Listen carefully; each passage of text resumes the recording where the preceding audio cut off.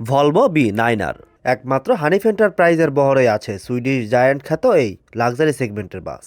বিশালদেহী এই বাস বাহির থেকে দেখতে যেমন সুন্দর, ভেতরটা আরও গর্জিয়াস। লাইটের সাথে ভেতরের কালার কম্বিনেশন খাপে খাপ। বিমানের মতো সিট, লাক্সারি ভ্রমণ অভিজ্ঞতা। 10:30টায় পান্থপথ থেকে বাস ছেড়ে 7:30টায় কক্সবাজার। আর পুরো পথ বেশ স্মুথলি গাড়ি চালিয়েছেন সারওয়ার ভাই।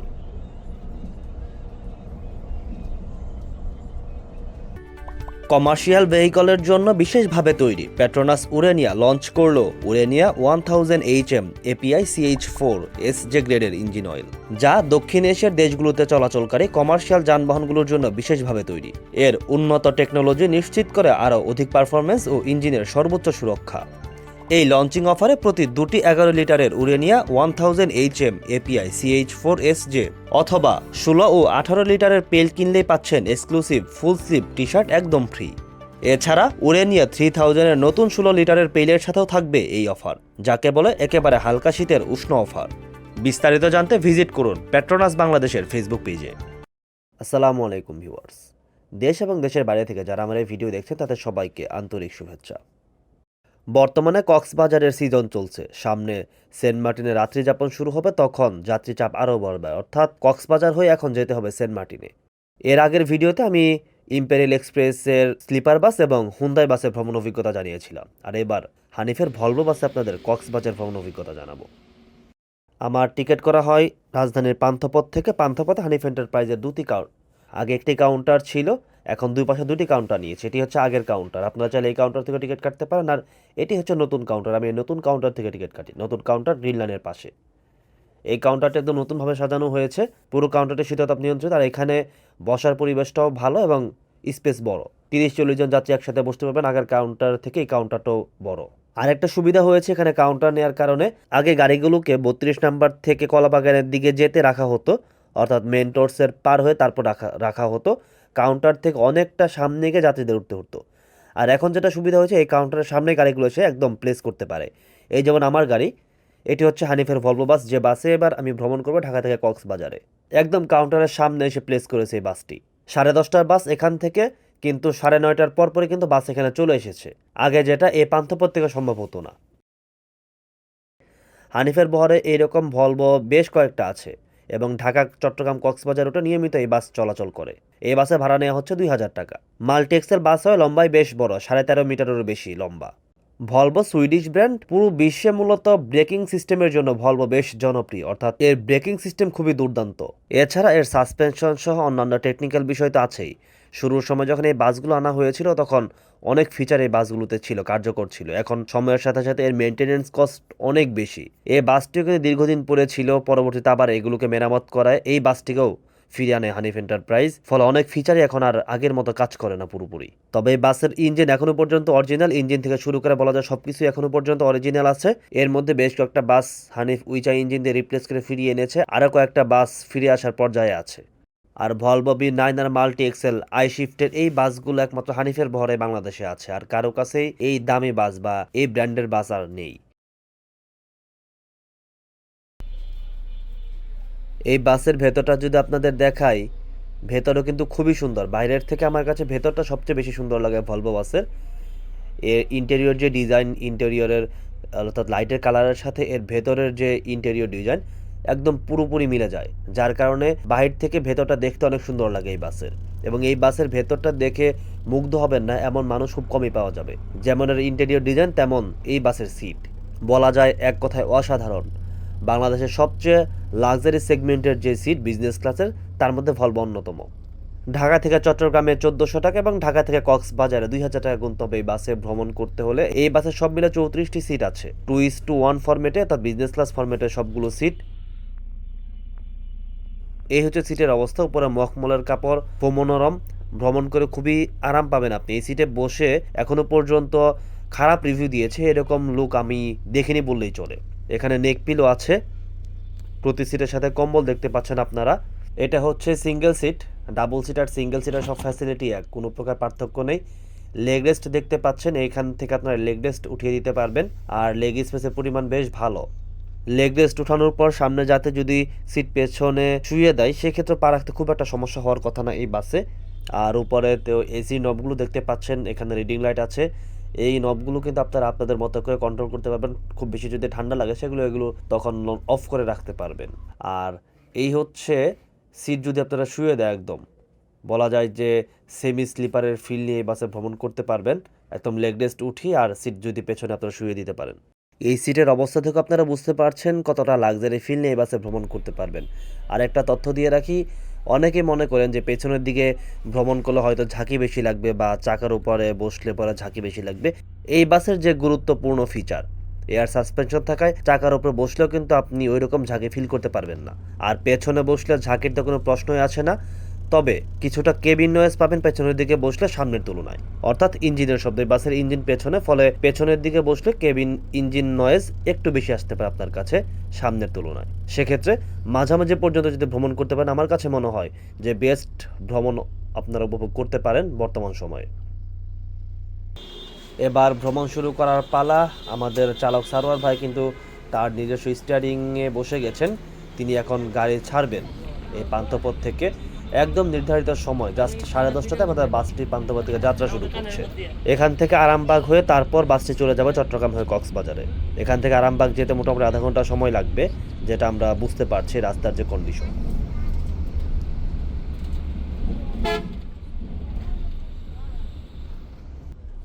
আরামবাগে ঢুকতে এরকম জ্যাম, শুক্রবার তারপরেও এরকম জ্যাম। এসি বাসগুলোর প্রধান হাব এই আরামবাগ, বিশেষ করে চট্টগ্রাম, কক্সবাজার, সিলেট বলি বা খুলনার দক্ষিণাঞ্চলের কথাই বলি। আরামবাগ হয়ে অনেক গাড়ি এদিক দিয়ে বেরিয়ে যায়, যার কারণে এখানে চাপটা অনেক বেশি পড়ে। আরামবাগে কাউন্টারের সামনে বাসটি দাঁড়িয়েছিল, তারপর যাত্রী নিয়ে এখন বেরিয়ে যাচ্ছে। 11:30টার দিকে আমাদের বাসটি আরামবাগ ছাড়ছে। এরপরে বাসে আর কোনো যাত্রী ওঠার নেই। এর মধ্যে বাসের গাইড আমাদের হাফ লিটার করে পানির বোতল দিয়ে দিচ্ছেন। সব যাত্রী এরকম হাফ লিটার করে পানির বোতল পাবেন। হানিফের পক্ষ থেকে সানের পানির বোতল দেওয়া হয়। আর এই হচ্ছে বাসের ইন্টেরিয়রের অবস্থা, দেখতে পাচ্ছেন অনেকটা ফুল বলা যায় এই বাস। কক্সবাজারের পাশাপাশি চট্টগ্রামেরও বেশ কয়েকজন যাত্রী এই বাসে উঠেছেন। ঢাকা থেকে বের হওয়ার পর শুরুর দিকে এরকম গাড়ির চাপ ছিল, ফলে আমাদের চালকও বেশ রিল্যাক্সে গাড়ি চালাতে থাকেন। আর একটি তথ্য জানিয়ে রাখি, ভলভোর এই বাসটি কিন্তু লক করা, 100তে লক করা, 100-র উপরে এই বাস আর উঠবে না। হানিফ ভলভোর অনেক বাসে এরকম লক করে দেওয়া হয়েছে যাতে অতিরিক্ত গতিতে কোনো চালক টানতে না পারে। আবার কিছু কিছু ভলভো বাস আছে যেগুলো আনলক, ওই বাসগুলো উঠে কিন্তু আপনি দুর্দান্ত ফিল পাবেন।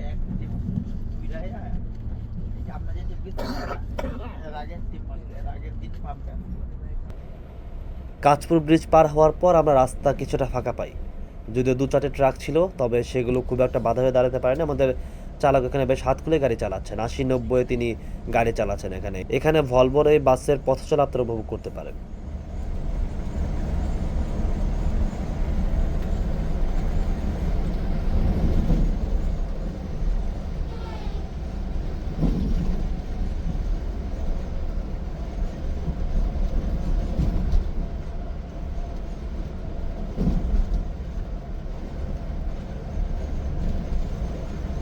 Vale, vale, clear.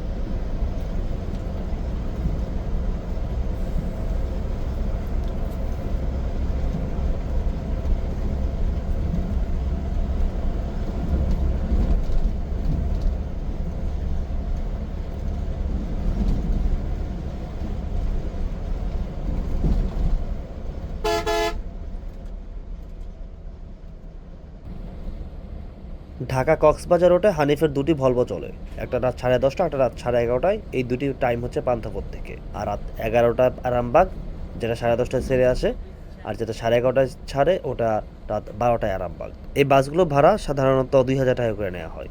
আমরা মেঘনা ব্রিজ, দাউদকান্দি ব্রিজ পার করে এখন কুমিল্লা দিয়ে চলছি। এই পথ পুরোটাই ফাঁকা বলা যায়, 80, 90, 100 এর মধ্যেই কিন্তু আমাদের চালক গাড়ি চালাচ্ছেন। এই বাসের সর্বোচ্চ গতি হচ্ছে 100, এরপর আর উঠতে পারবে না কারণ বাসটি লক করা। আমার মতে 80 একটু কম হয়ে যায়, 100 পর্যন্ত হলে ঠিক আছে। আর রাস্তার যে অবস্থা, সব জায়গাতে আপনি একই গতিতে গাড়ি চালাতে পারবেন না, কোনো জায়গায় ভাঙা, কোনো জায়গায় উঁচু নিচু, তো সব মিলিয়ে গাড়ি চালাতে হয়। কোথাও 40-এ গাড়ি চালাতে হয়, আবার কোথাও আপনি 100 তুলতে পারেন। এরপর আমরা দেখা পাই আইকনিকের স্লিপার বাসের। এই বাসটি দুর্দান্ত খেলা দেখিয়েছে, বিশেষ করে আমাদের সাইড তো দেয়নি, সে তার মতো করেই চলেছে, অর্থাৎ 80, 90, 100-তে এই বাস চলেছে সব সময়। এর পেছনে আমরা বেশ খানিকটা সময় চলি, তারপর একটা সময় ওটি দিয়ে আবার সামনে আরেকটা আইকনিকের বাস। এই বাসটি মূলত একে ট্রাভেলসের কাছ থেকে সম্ভবত আইকনিক এটি এখন নিয়ে চালাচ্ছে, অর্থাৎ সম্ভবত জিপিতে নিয়ে চালাচ্ছে এটি। আগের আইকনিকের থেকে কিন্তু এই আইকনিক খেলাটা আমাদের বেশি দেখিয়েছে, যদি একটা সময় ওটি খেয়েছে আমাদের কাছে, কিন্তু খুব একটা সহজে ছাড় দেয়নি। প্রায় 5 থেকে 6 মিনিট এই বাসের পেছনে আমাদের বাস দৌড়ায়। 80, 90 কাটা ধরে এই বাসের পেছনে চলেছে।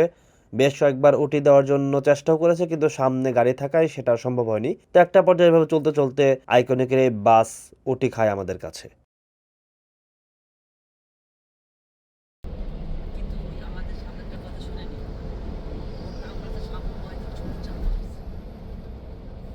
আমরা যখন এই বাসকে উঠি দেই ততক্ষণে কিন্তু কুমিল্লা শহর পার করে ফেলেছি, সামনে 14 গ্রাম। তার আগে আমাদের হোটেল বিরতি।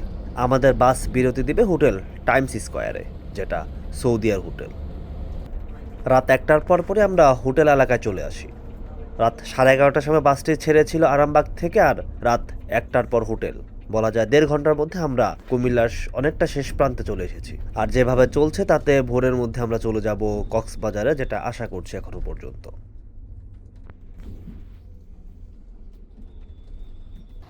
আমাদের আধা ঘন্টার হোটেল বিরতি সব মিলে প্রায় 35 থেকে 40 মিনিট সময় লাগে।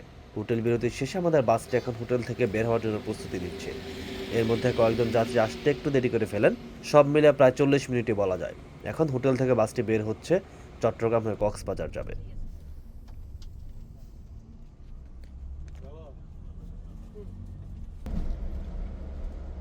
হোটেল থেকে বের হওয়ার পর রাস্তা অনেকটাই ফাঁকা।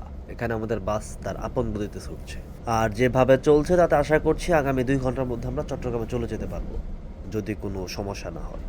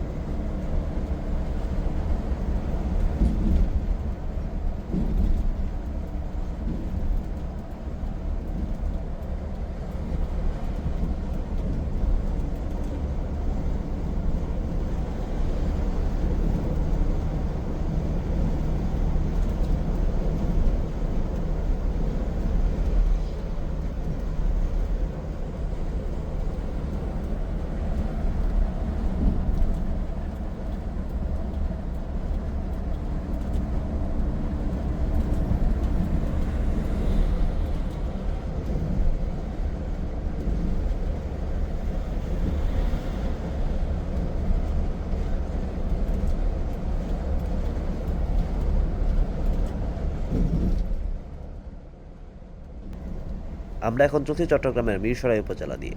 যেরকমটা চিন্তা করেছিলাম যে আমরা খুব দ্রুত সময়ের মধ্যে চট্টগ্রামে চলে আসবো, সেটা হয়নি। মাঝে ট্রাকের চাপ ছিল, ছোটোখাটো জ্যামও পেয়েছিলাম আমরা। এরপর আবারও যখন ছুটছে তখনও রাস্তা ফাঁকা, স্মুথলি আমাদের চালক গাড়ি চালাচ্ছেন। যখনই ফাঁকা পেয়েছেন মিটারে কাটা 100 ছুঁয়ে তিনি টেনেছেন। এটাই এই বাসের সর্বোচ্চ গতি। রাস্তা যদি ভালো থাকে, অর্থাৎ এরকম স্মুথ রাস্তা যদি থাকে, সেক্ষেত্রে কিন্তু এই বাসগুলো দুর্দান্ত সাসপেনশন আপনি পাবেন। এই বাসগুলোর যে ভ্রমণ সেটা আপনি খুব সুন্দরভাবে উপভোগ করতে পারবেন। কিন্তু দেখা যাচ্ছে ঢাকা চট্টগ্রামের কথাই বলি, বা ঢাকা কক্সবাজারের রাস্তাগুলোর অবস্থা খুবই খারাপ। ভাঙাচোরা, উঁচু নিচু তো আছেই, মানে বলা যায় যাচ্ছে তাই অবস্থা। ফলে বিশ্বের সবচেয়ে দামি গাড়ি যদি আপনি আনেন এই রাস্তায়, আমার মনে হয় না যে আপনি ওই রকম আরাম ফিল করতে পারবেন। মানুষ এত টাকা দিয়ে এই বাসগুলোতে টিকিট কাটে একটু আরামে ভ্রমণ করার জন্য, কোনো জায়গায় রিল্যাক্সে যাওয়ার জন্য, কিন্তু সেই আরাম রাস্তার কারণে অনেক ভোগান্তি পোহাতে হয় সবাইকে। এমন এমন রাস্তার অবস্থা, অর্থাৎ বিশেষ করে রাস্তা থেকে যখন আপনি ব্রিজে উঠবেন বা ব্রিজ থেকে নামবেন, এমন ঝাঁকি বা এমন লাফ দেয় এই গাড়িগুলো বা যে কোনো গাড়ি, কোনো যাত্রী ঘুমিয়ে থাকলে সে ভয় পেয়ে উঠে যাওয়ার মতো অবস্থা, অর্থাৎ এইরকম রাস্তার অবস্থা। অথচ এই রাস্তা বানানো থেকে শুরু করে মেরামতে হাজার হাজার কোটি টাকা ব্যয় হয়। যে টাকা বরাদ্দ দেওয়া হয় তার আমার ধারণা 1/4 ব্যয় করে না। যদি 1/4 টাকাও ব্যয় করতো ভালোভাবে, তাহলে এই রাস্তার এত খারাপ অবস্থা থাকে না। যাই হোক, আমরা যখন সীতাকুণ্ডে, তখন হানিফের নন এসি একটি বাস আমাদের ওটি দিয়ে একদম হারিয়ে যায়। আর এখানে আমাদের বাসের এসি নষ্ট হয়ে যায়, অর্থাৎ এসির বেল্ট ছিঁড়ে যায় সীতাকুণ্ড পার হওয়ার পরে এই ঘটনা। আমরা যখন সীতাকুণ্ডে তখন 4টার মতো বাজে। এরপর গাড়ির চালক, স্টাফ সহ সবাই মিলে সেই বেল্ট ঠিক করার পর সব মিলে প্রায় 1 ঘন্টা সময় যায়। এরপর আমাদের বাস আবার চলতে শুরু করে। আমরা এখন চলছি চট্টগ্রামের সাতকানিয়া দিয়ে। চট্টগ্রাম শহর আমরা অনেক আগেই পার করে এসেছি। চট্টগ্রাম শহর পার করার পর থেকে রাস্তা এরকম 2 লেনের আর খুবই চাপা রাস্তা। এদিক দিয়ে দুটি বড় গাড়ি চলাচল করা খুব কঠিন। আর কক্সবাজারের মতো একটা জায়গা যেখানে প্রতিদিন কয়েকশো গাড়ি চলাচল করে, কিন্তু এই রাস্তা বড় করার কোনো উদ্যোগ সরকার এখনো পর্যন্ত খুব একটা জোরে সোরে নিচ্ছে না। এই কারণে প্রতিনিয়ত দুর্ঘটনা ঘটছে, আর দুর্ঘটনা ঘটলে সব দোষ শুধু ড্রাইভার আর বাসের মালিকের উপর আসে। কিন্তু যে রাস্তায় চলতে পারবে 50টা গাড়ি, সে রাস্তায় প্রতিদিন 400 থেকে 500 গাড়ি চলতেছে। সেদিক দিয়ে হয়তো কারো নজর নেই বা সেদিক দিয়ে কেউ কথাও বলে না। এক্ষেত্রে রাস্তা চিকন, আর এক্ষেত্রে রাস্তার অবস্থা খারাপ, ভাঙাচোরা। তো সব মিলে এই রাস্তায় গাড়ি চালানো খুব কঠিন। তারপরে কিন্তু আমাদের ড্রাইভাররা প্রতিনিয়ত গাড়ি চালাচ্ছেন। তারা মানুষকে ঢাকা কক্সবাজার নিয়ে আসছেন, কক্সবাজার থেকে ঢাকা নিয়ে যাচ্ছেন। এই রাস্তার যে প্রস্থ, এখানে অটো চলার কথা, সিএনজি চলার রাস্তা, বড় বড় এরকম গাড়ি, এত গাড়ি, যেখানে আগে কক্সবাজারে হয়তো 50টা গাড়ি চলতো, এখন কিন্তু সেখানে কক্সবাজারে 200-250 প্রতিদিন গাড়ি আসতেছে। আর বৃহস্পতিবার হলে তো কথাই নাই, বৃহস্পতি, শুক্র, শনি। এখন হয়তো ভোর, যার কারণে হয়তো স্থানীয় যে যানবাহনগুলো আছে, অটোরিকশা, এগুলো আপনাদের চোখে পড়তেছে না। এগুলো কারণে এই রাস্তায় যে গাড়ি চালানোটা একটু সহজ মনে হচ্ছে, যে রাস্তায় এদিক দিয়ে তো গাড়ি চলাই যায় বা গাড়ি চালানোই যায়। কিন্তু যখন বেলা বাড়বে, ধরেন যে 8টা-9টা বাজবে, তখন এদিক দিয়ে গাড়ি চালানো যে কি কঠিন, সেটা যদি আপনার চোখে না দেখেন তাহলে বুঝবেন না।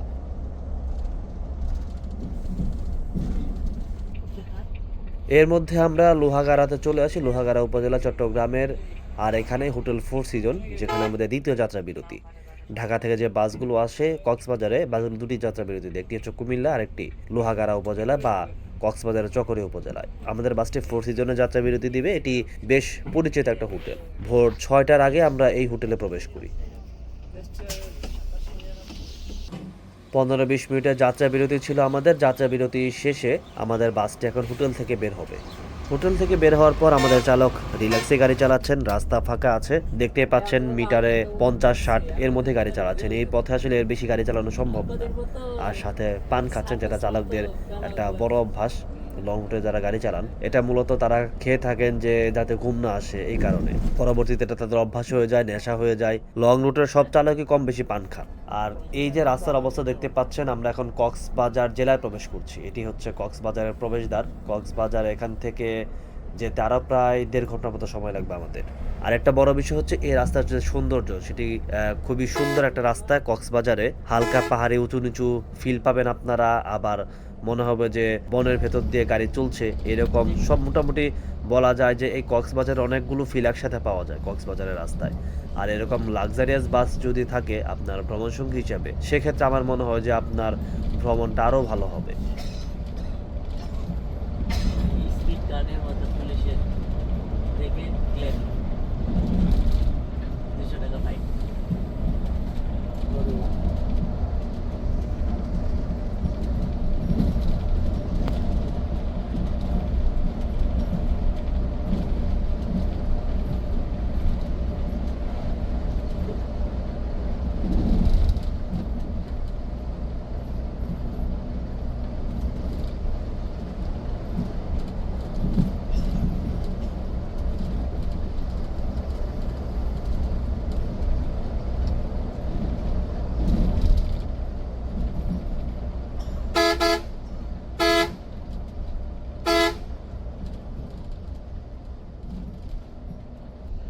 আমরা যেরকম রিল্যাক্সে যাচ্ছি আর নন এসির একটা বাস একদম সাই করে হর্ন দিয়ে আমাদের সামনে চলে আসলো। এই হচ্ছে অবস্থা। অথচ এই রাস্তা কিন্তু এরকমভাবে গাড়ি চালানোর মতো না, অনেকটা রিস্ক নিয়েই এই রকমভাবে গাড়ি চালাতে হয়।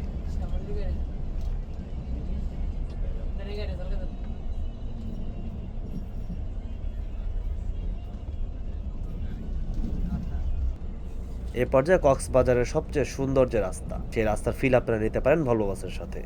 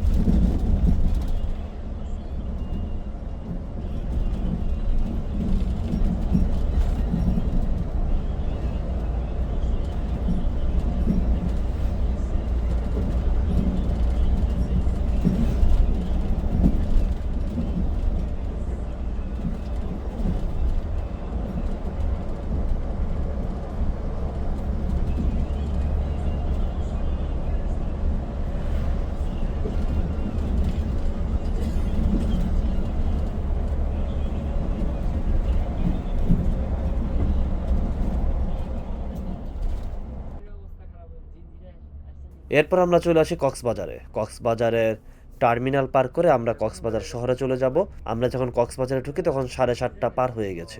যদি 1 ঘন্টার সময় আমাদের নষ্ট না হতো সেক্ষেত্রে আরো 1 ঘন্টা আগে কিন্তু আমরা চলে আসতে পারতাম। বলা যায় যে 6:30, 10:30টার বাস 6:30টায় কক্সবাজারে ঢুকে যাওয়া মানে অনেকটা তাড়াতাড়ি বলা যায়। যদিও লক করা ভলভো, কোনো গাড়ি দেখা যায় ঢাকা থেকে বের হয় 11:30 12টায়, কক্সবাজারে ঢুকতে ঢুকতে 9টা বেজে যায়, 8:30 9:30 এরকম। তো সেদিক থেকে কিন্তু ভলভো বেশ আগেই কক্সবাজারে ঢুকে।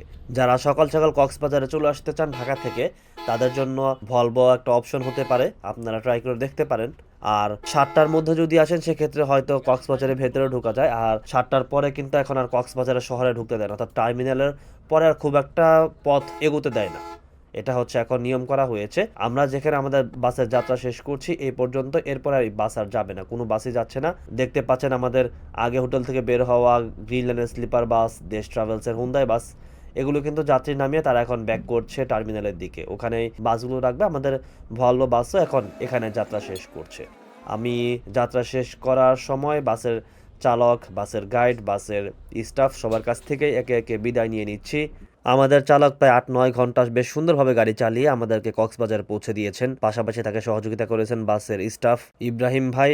তাদের সবার জন্য ভালোবাসা। পাশাপাশি ভলভোর এই বাসের জার্নি তো আপনারা উপভোগ করলেন। ডলফিন প্রিন্টের এই বাস দিনের বেলা দেখতে কিন্তু বেশ সুন্দর লাগে।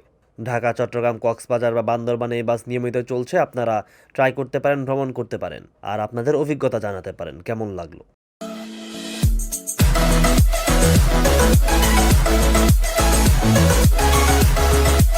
We'll be right back.